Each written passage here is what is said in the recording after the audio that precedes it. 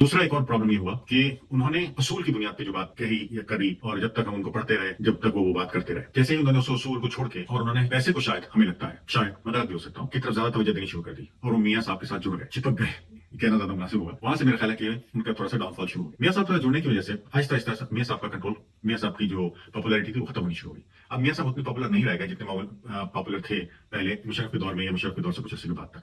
लेकिन जावेद चौधरी साहब मुसलसल उनको डिफेंड करते रहे, उनके साथ लगे रहे और चिपके रहे। उसकी वजह से उनकी जो व्यूअरशिप है वो खत्म होते होते होते होते मेरा ख्याल है अब इस हद तक आ गई कि एक्सप्रेस न्यूज ने उनको कहा कि भाई अब हम आपको अफोर्ड नहीं कर सकते। ये एक कहानी है, एक छोटी सी कहानी है उरूज और ज़वाल की, इंसान की, और हर इंसान की जिंदगी में इसी तरह से चीजें आती और जाती रहती हैं। लेकिन हमें इससे एक बहुत बड़ा सबक सीखने की जरूरत है, और वो सबक ये है कि अल्लाह सुब्हानहू तआला ने जो इंसान को अपनी टेक्नोलॉजी दी है उस पर कोई ऑब्सोलीट नहीं है। वो टेक्नोलॉजी कभी ऑब्सोलीट नहीं होती, उस के अंदर कोई उरूज और कोई सवाल नहीं है। अगर हम उसके साथ अपने आप को कनेक्ट कर लें तो बाकी ये सब चीजें ऊपर नीचे अगर चलती रहे, होती भी रहे, तो आपको महसूस नहीं होगा। और वो है अल्लाह सुब्हानहू तआला की किताब कुरान।